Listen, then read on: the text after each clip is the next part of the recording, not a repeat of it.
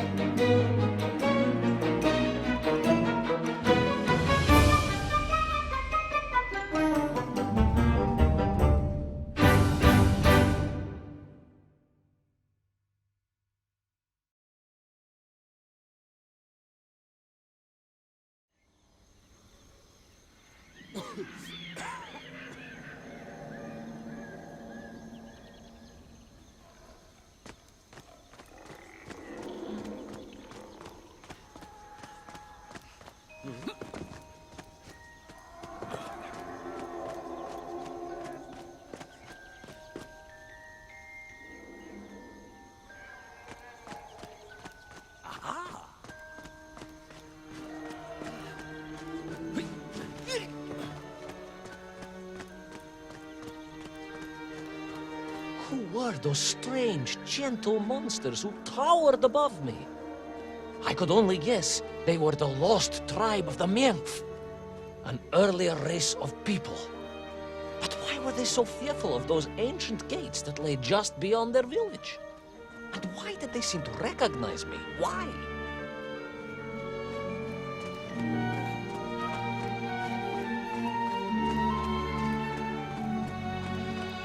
Yes, I'm also wondering why. No, a как же, General. Who was I to question such things? Trapped as I was deep underground. I was more curious, I must admit, about the location of little Orpheus.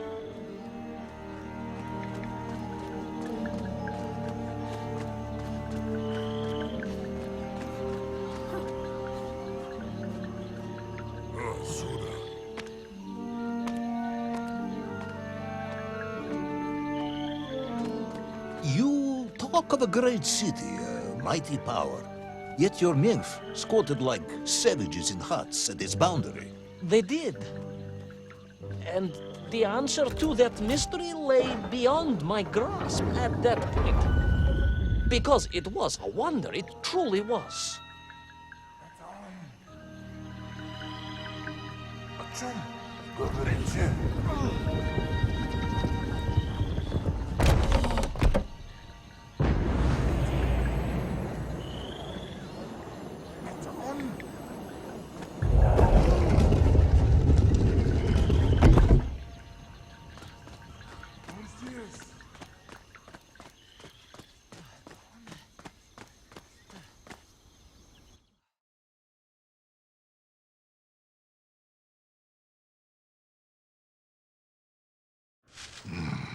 The lost city of Agartha. I hope I may one day see it myself. Oh, General, if only you could. Unfortunately, as I shall explain, should you seek Agartha now, you wouldn't find it. It has been utterly destroyed.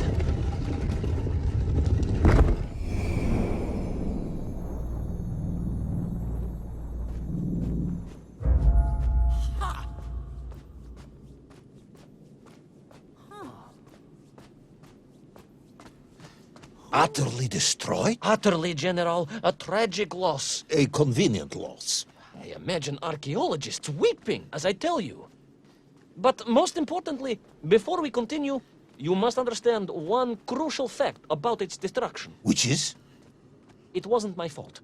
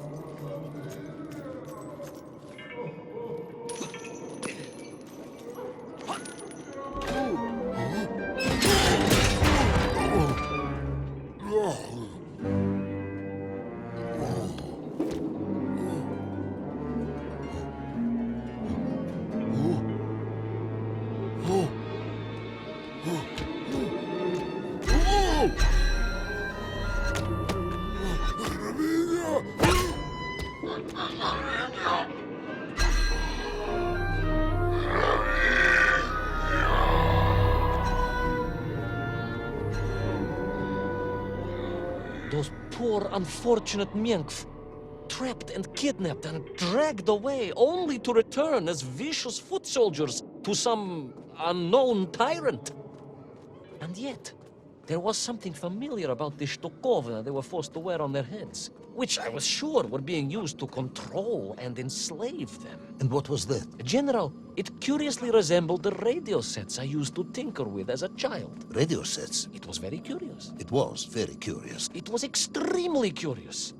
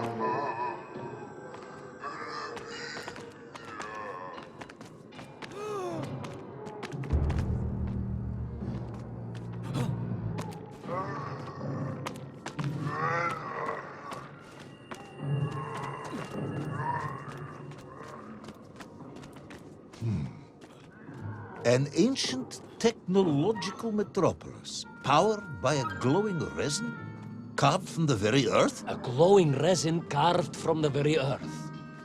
Do you see, General? I fear you are about to enlighten me.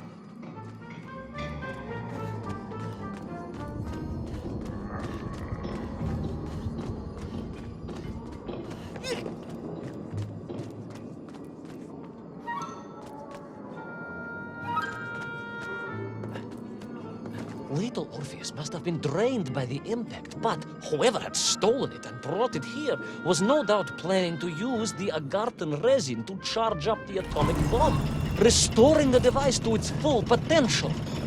What sort of man would come up with such a monstrously reckless scheme? Perhaps the type of man who has such limited understanding of atomic energy that he thinks an ancient metropolis can be powered by shiny marbles.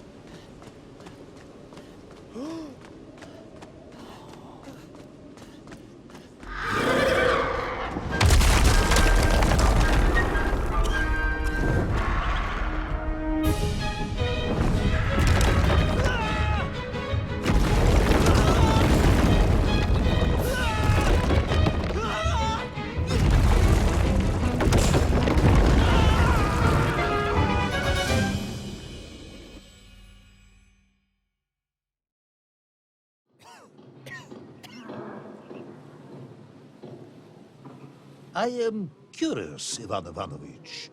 You talk and talk about this great subterranean city. Yet what you describe sounds strangely familiar. It does in some way bear an uncanny resemblance to the glorious architecture of Comrade Alexei Dushkin. Wouldn't you agree? Donnet, General. I have never heard of this great Tavarish Dushkin or his works. Interesting.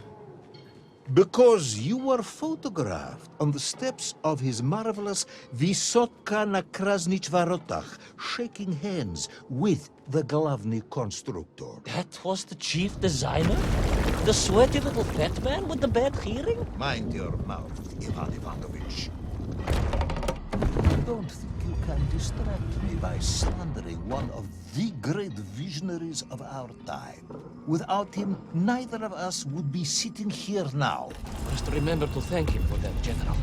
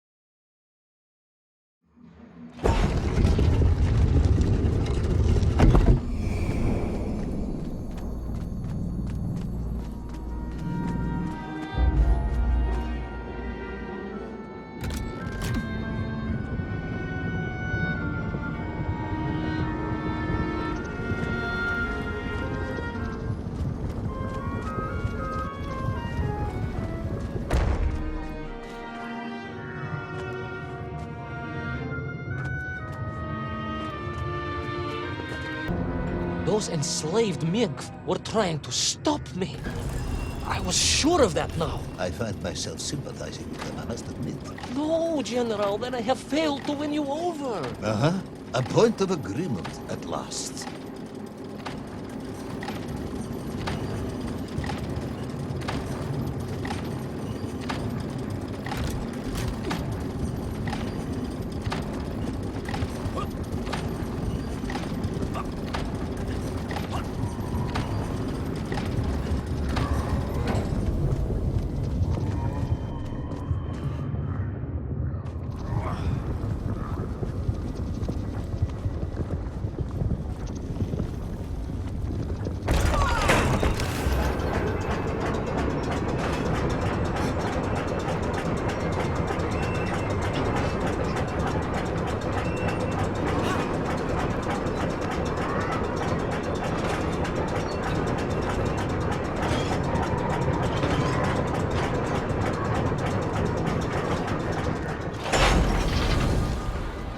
Ask again, General. Are you mocking me? That would be unprofessional, comrade. I will try harder to convince you then. It is, after all, a cautionary tale of unleashed tyranny. It is a cautionary tale of unleashed idiocy. But please, do continue.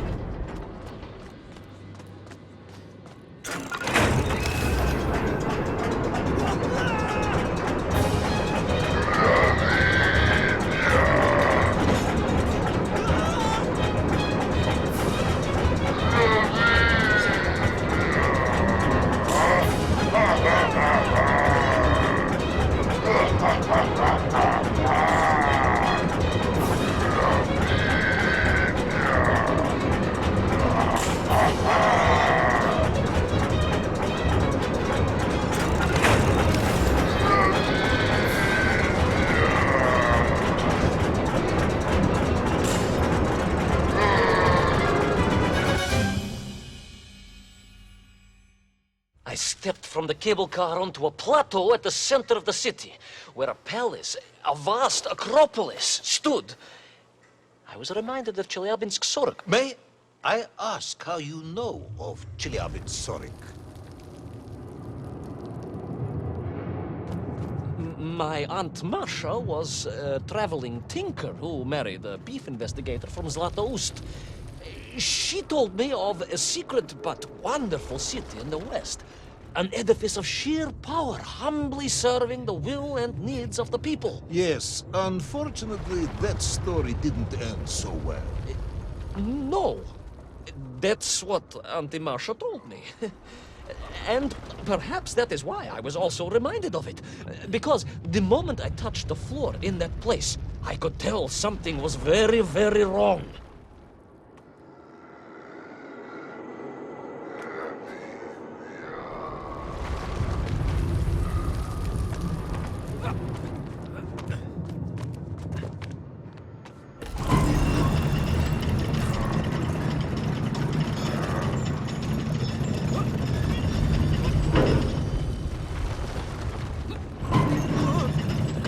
Began to shake, alarmingly, and the whole city felt as if it was shuddering. I could only imagine what I would find at the heart of the vast temple. If it isn't a giant glowing marble, I'm going to be very disappointed.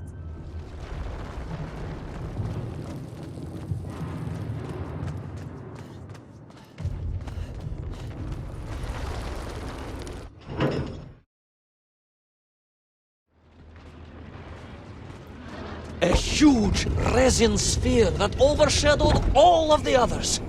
I caught glimpses through the twisted architecture. And it was then I saw him. Him, the thief? The enslaver, the tyrant, sucking the power from this wondrous city as he drained the very lifeblood of the ancient civilization and drew it into the atomic embrace of little Orpheus. With a song in my heart, I raced onwards to stop him.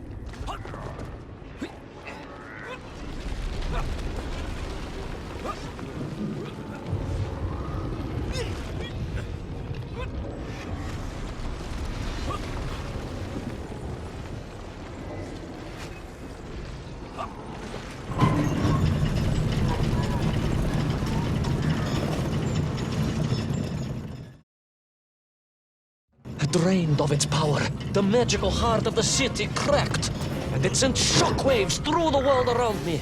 A true monster general, willing to bring down the mountain itself upon Agartha and bury it forever in his ruthless scheme. I could not save that wondrous place, General, to my shame and regret. But I resolved myself to avenge the Menk, to recapture little Orpheus, and to bring that tyrant to justice.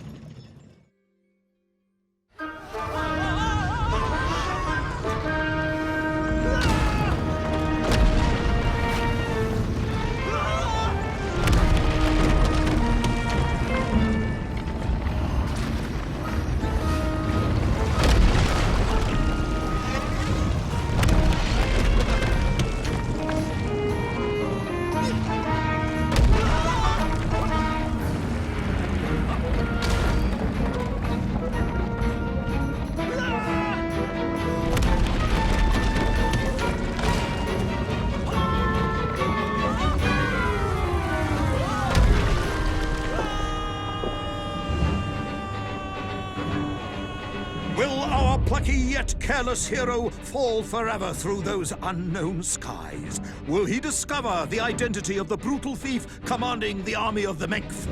What chance does he have of ever returning to his beloved homeland? How long can the general's patience last? All of these questions and more will definitely be answered in the next exciting episode of Little Orpheus!